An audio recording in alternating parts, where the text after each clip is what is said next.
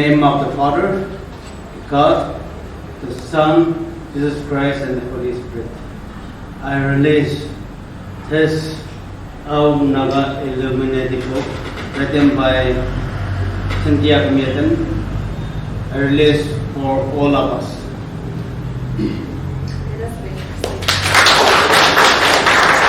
Others, but always his attitude is positive. He is always and positive attitude to everyone. So he is a positive person. I learned so many things from him, but I am becoming old. I am trying to follow his positive, but I cannot. But still I am trying, especially the time steward. I am very poor in time because my time is very short, but Sentiakum time is very long. So I am trying to connect Sentiakum times and my time. But still now I am struggling for that. Yeah, we all know that writing a book is not an easy job. Of course, for Sentiakum is very easy. Not, but for all of us, maximum majority of us, it's very difficult to write a book. I could not write even a sermon because I'm very easy, and my time is very short. Sentiakum. To my contributors, the first one being Wati. He has been a very integral part of the book, for it was he who explained and highlighted the aspects of the Ao faith and the Ao culture as well. So thank you so much.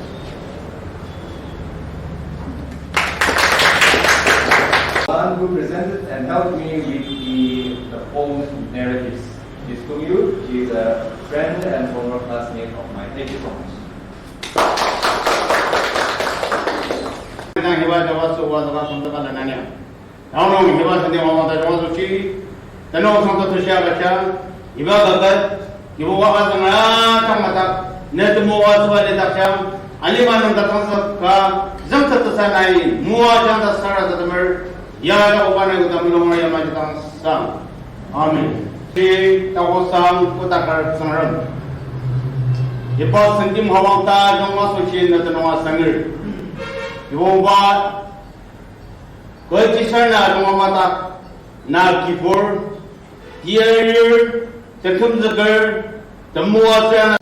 First of all, congratulations on releasing your first book. And can you please tell us about yourself and give a brief about your book? Right. Thank you so much for this wonderful opportunity. My name is Sentiakum Yaden, and I am a student of theology. So right now I am doing my master's in New Testament from Trinity Theological College, Singapore. Regarding my book, I would say that this is a product of burden and concern. Now why I say this is after seeing my own people, the Aos, being bonded, or let us say in chains by our origin myth, I see that we are unable to go forward. We are unable to open up our minds, have a proper understanding of what it all is about. But my aim was not to condemn or nor to demean our culture, my own culture, but my aim is that it will help us to at least to make our culture better. Now I wrote this book from a very biblical perspective, even though yes, I have touched upon our origin myth. Along with that, I have also brought in different stories, different narratives, origin myth of different Naga tribes as well as other non-Naga tribes who actually have who share some common points, some history with the Aos. And those things have really helped me. But as said, the main focus was from the Bible itself. What does the Bible say about this? Now, if we call ourselves Christians, how can we let a myth that says that we came out from stones rule our lives? If we say we are Christians and we believe in God, where is God? What about the divine creation? How does the origin myth, the long trunk myth, compare with what God has done with us? So it was from those questions that this book has come out. Yeah. Account of the Nagas and biblical narratives. The idea behind the book's title as the Ao Naga Illuminati is discussed in chapter 1. Founded by a professor of law, the Illuminati was a secret organization based on Enlightenment philosophy. Similar to the illumination of the Illuminati, the author wished to relate the word Illuminati to the Ao Nagas to indicate the need for illumination among the conservative Ao Nagas, whom he refers to as the elites. The myth of Ao Naga origin holds that the Aos originated, which in Ao is Puktit, which means literally first out from Longtrok. So this Longtrok contains 6 stones, 3 males and 3 females, younger sisters of the male stones at Julieti. The main point of argument in the book is the myth becoming a factual standpoint for the Aos to trace back the origin of the plants and subplants. The first 2 arguments are discussed in chapter 2. Firstly, Yaden argues by citing the migration account of other Naga tribes like the Pols, sometimes Lotas, Kimangans, Sumis, and Jambu Nagas, which have common ancestry with the Aos. He also aids the narratives of Idu Mishmis from Arunachal Pradesh and Kachins from Myanmar, which have similar stories with Nagas. Secondly, Yaden argues by discussing the Ao Shao, Sumkututsu, and 6 stones Longtrok, which invalidates our tradition. Chapter 3 deals with biblical accounts which contradict with the literal undertaking of Longtrok. The third point of argument is based on Imago Dei from Genesis chapter 1, verses 26 to 27, which holds the view that humans are a copy of something that had the divine image. Fourthly, Yaden cites the chronological order of Mary and Joseph from Matthean and Lucan account, which validates that Mary and Joseph are from the same house of David. Fifthly, Yaden discusses Romans chapter 15 and Revelation 15, which seems to be opposing each other over the subject of submission to the authority. Clarity to this subject is brought forth by bringing into light the background of Jews in Rome during 37 to 68 AD, which helps the reader to understand that there are also boundaries in submission to authority. In the concluding chapter, Yaden aids another biblical account as an alternative. He gives an explanation of Acts 17, 26 to 31, which highlights humans as God's offspring. Thus, Yaden's 6th and last argument is based on the understanding that since humans are God's offspring, we ought not to think that the deity is like gold or silver or stone, an image formed by the art and imagination of mortals. He quoted this from Acts chapter 17, verse 29. Talk about the author's note. Usually we have why the author has written. From where? What are the sources that he or she has referred to? But personally for me, my author note, the author's note, may be quite different. It may seem a bit, how should I say, far-fetched to some people.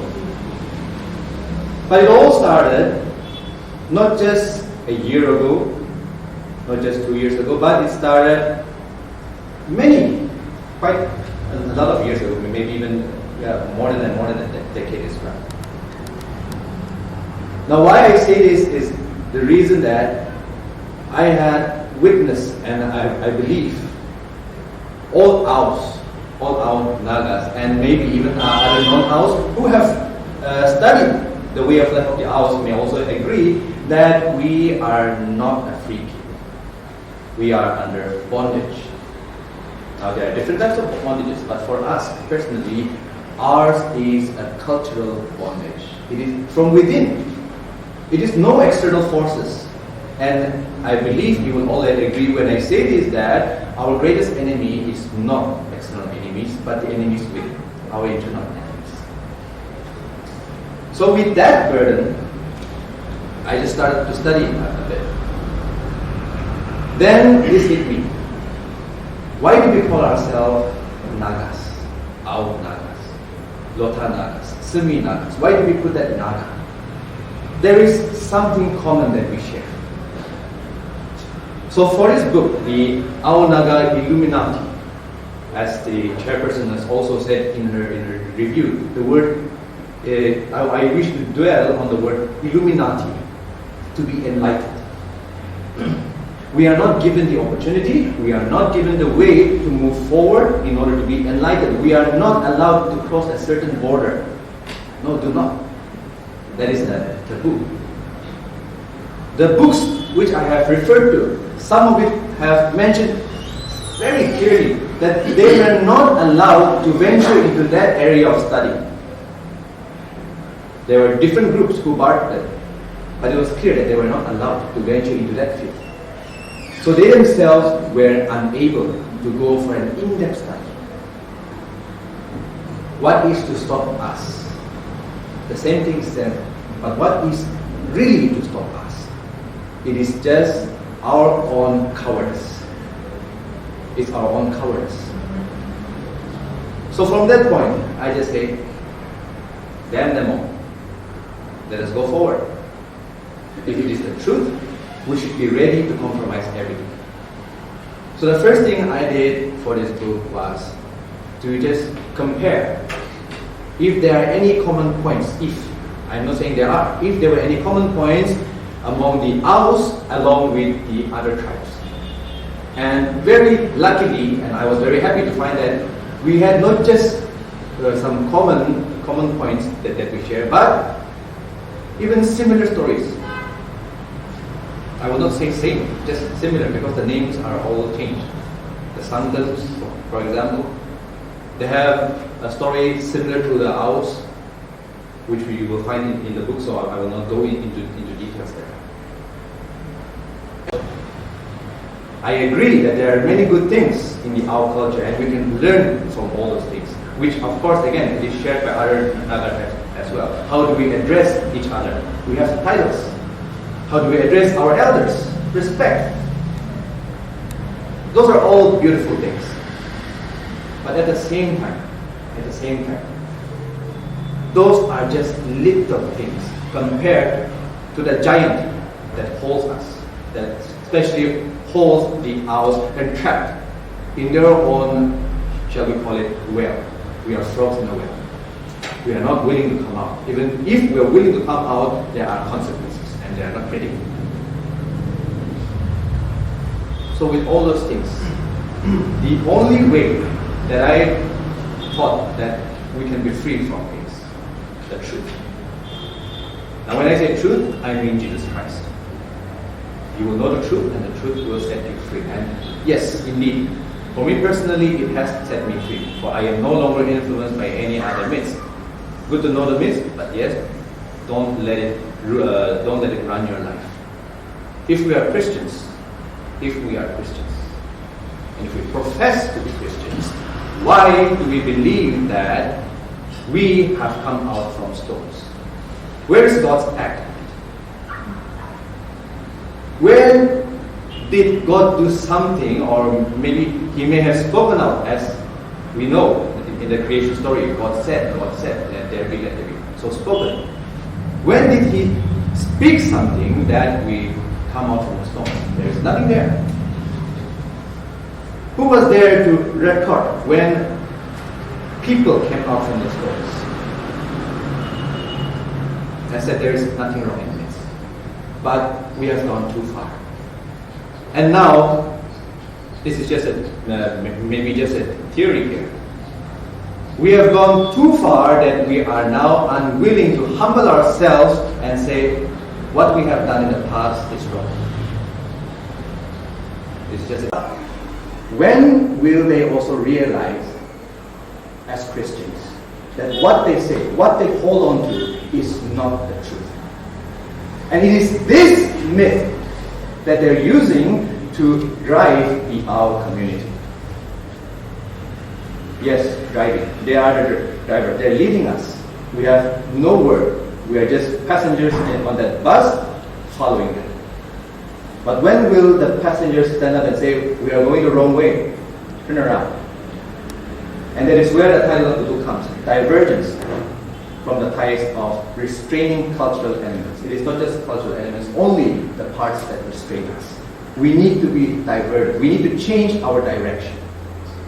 Do not deny yourself from your own cultural identity. If you're an Ao, be a proud Ao. If you're a Lota, be a proud Lota. If you're a Hom, be a proud Hom. Do not lose that. But at the same time, just to hold on to that cultural ID, do not compromise your Christian faith. Do not compromise God. We do not play with God. And one very unexpected thing about the book is, growing up, I remember one of my science teachers back in high school saying, jokingly, the science textbook must be like a storybook for you, because the moment you open it, you fall asleep. And that was true for many of the students. For your exam, you may only be reading cover and cover. That was what he used to say. Instead of going from cover to cover, you were just going through cover and cover. You don't know what is inside, you only know the covers. I am so proud, and I am so happy at the same time to my senior and a friend, he is not here, he is also in college doing studies, Mr. R. Tushiman Ao, who came up with this ingenious cover design. I cannot stay silent on this matter. Wonderfully designed. And the cover itself tells the whole story. If you do not read the contents, the cover itself tells you the story. The Illuminati are known for many things.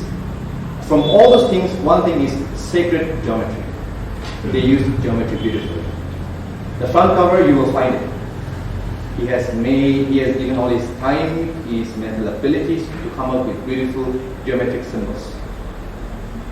As you start, that suggests that you start to read the book with a purpose to be enlightened. The back cover, with that geometry, gives it has the impression of coming out, what we call some embossed design. But along with that, he has overlaid it with the Ao traditional shovel patterns. So beautifully, he has brought out that Ao Naga Illuminati at the end. As you start reading it, read it with a purpose to be enlightened. By the time you finish it, you will be enlightened. It will come out and you will be the Ao Naga Illuminati.